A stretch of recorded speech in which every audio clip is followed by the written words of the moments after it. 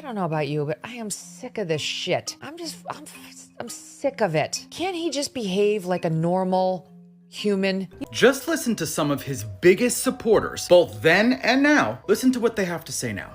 I want to say, what is happening to the man that I supported, you supported? And I will tell you right now, I do not recognize our president. Look, I have not exactly found the correct words to communicate how I feel about President Donald Trump. I sort of ignore the topic of his existence altogether. It just seems so insane based on what he ran on. I mean, this is why a lot of people feel betrayed, right? You buried the Epstein files. There is no border wall. You didn't deliver on mass deportations. You cut corporate tax rates for the rich by cutting Medicaid again. No infrastructure bill, no middle class tax cuts. You got to refund the tariffs.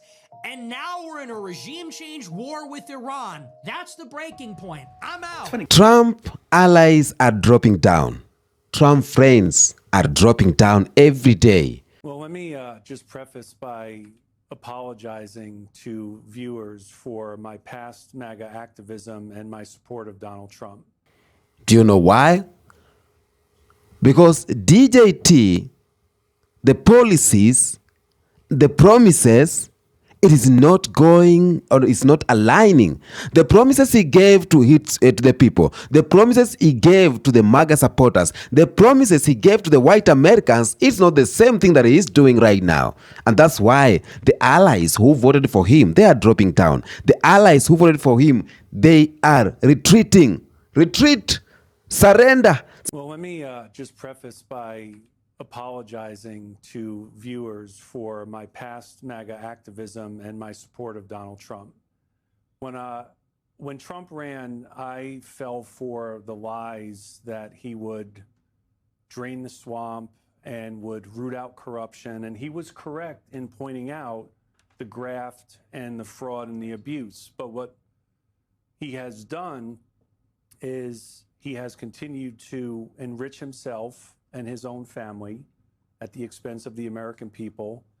I realized that Trump was lying and that I had allowed myself to believe these lies, which eventually led to my leaving of MAGA. And I think that there are more than ever who are in the MAGA community who right now are having doubts about their support for Donald Trump. We have a nationwide billboard campaign, and our message is very simple on the campaign. It's having doubts, you're not alone. And for those who might be seeing this, who right now are starting to question their beliefs, are starting to perhaps feel confused, they're wondering if the MAGA movement comports with their values anymore, we want them to know that they're not alone. And I think the president knows that he is losing support. I believe that many in MAGA do have a red line.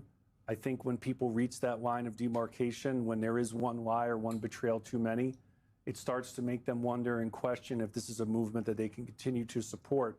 And I think that Trump continues to abuse his office and the office of the president recklessly, and I think that many in MAGA are starting to recognize. See, Trump has a MAGA problem, and the Iran war made it worse, including this Easter Sunday social media post demanding Iran open the effing Strait of Hormuz. To send out a tweet with the F word on Easter morning promising the murder of civilians and then saying praise be to Allah without explaining any of it, you are mocking me and every other Christian because we're Christians. We can't support that. And when Trump wrote a whole civilization will die tonight, it prompted calls for the 25th Amendment to be invoked. How do we 25th Amendment his ass? Tackle Trump and pretend, let him pretend he's president and publicly report that he's going through a health issue and Vance take over. It literally needs to be something like that.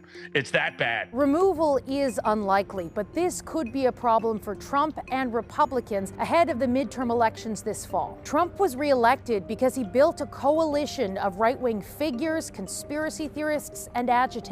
Some in that movement are already angry about the lack of transparency around the Epstein files and the high cost of living. A war, when Trump promised no new wars, adds to that frustration. If they're disenfranchised, they may not show up to vote, which could make it harder for Republicans to retain control of Congress. This one is super fascinating. Okay, a woman by the name of Victoria, I'm going to play it for you. She was not aware. She didn't even know January 6th happened. And when she found out about it, she was done. Okay, so listen to what she has to say. I'd been assigned to watch a PBS documentary about January 6th. I remember them talking about the Proud Boys, and I was like, what are the Proud Boys? What is this? And watching that documentary, I learned a lot of really, really not so nice truths about Trump.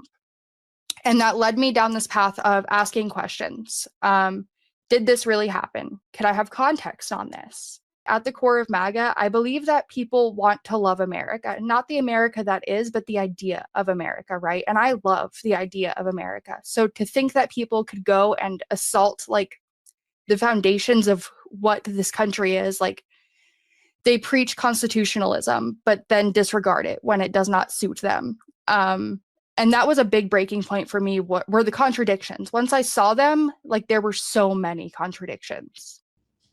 I mean, look, I think people out there might say, how did she not know about January 6th? Be quiet. That's not the question to be asking right now.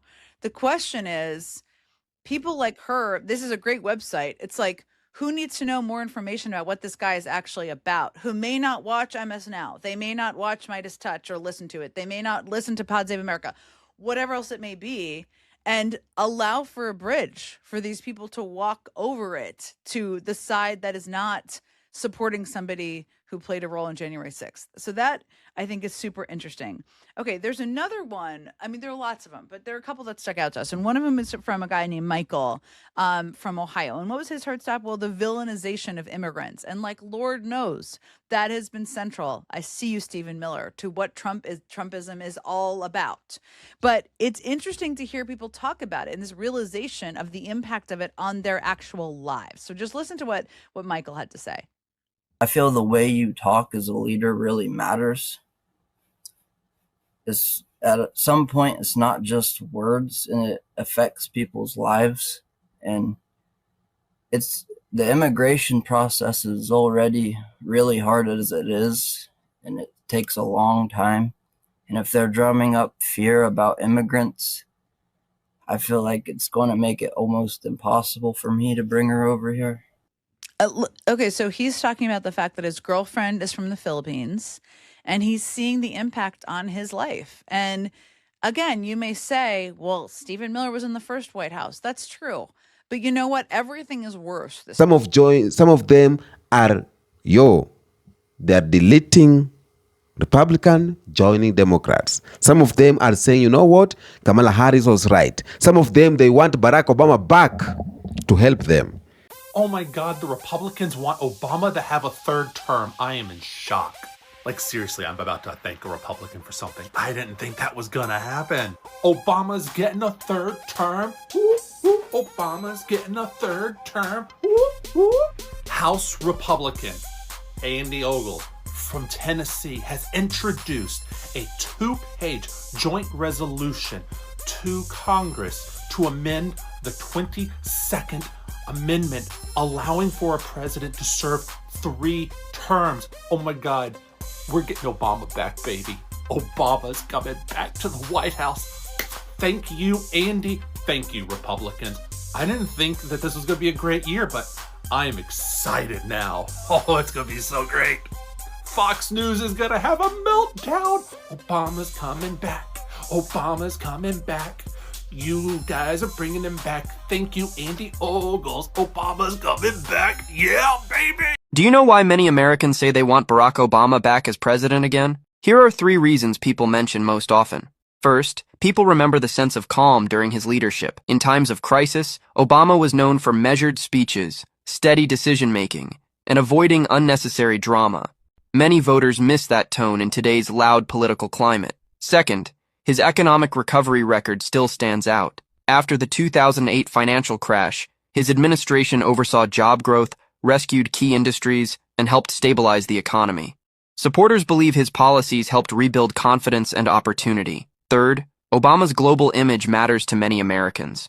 He rebuilt alliances, improved America's reputation abroad, and communicated comfortably with world leaders. For some, that diplomatic respect is deeply missed. Supporters also point to healthcare reform, expanded civil rights discussions, and his ability to inspire younger voters. Critics exist, of course, but admiration remains strong. So the question isn't whether he can run again, It's why his leadership style still resonates years later.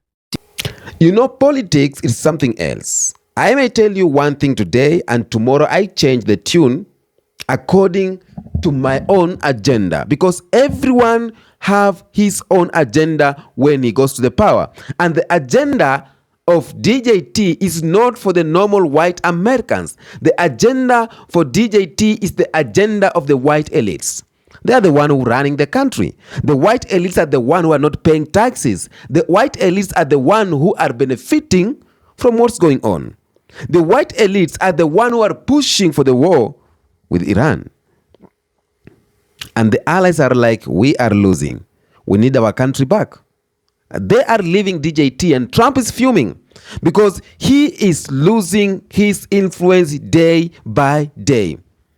Yes, Trump is losing influence. Just recently, all the people who are saying Trump, God bless Trump, God bless America, right now they are like, God take Trump away.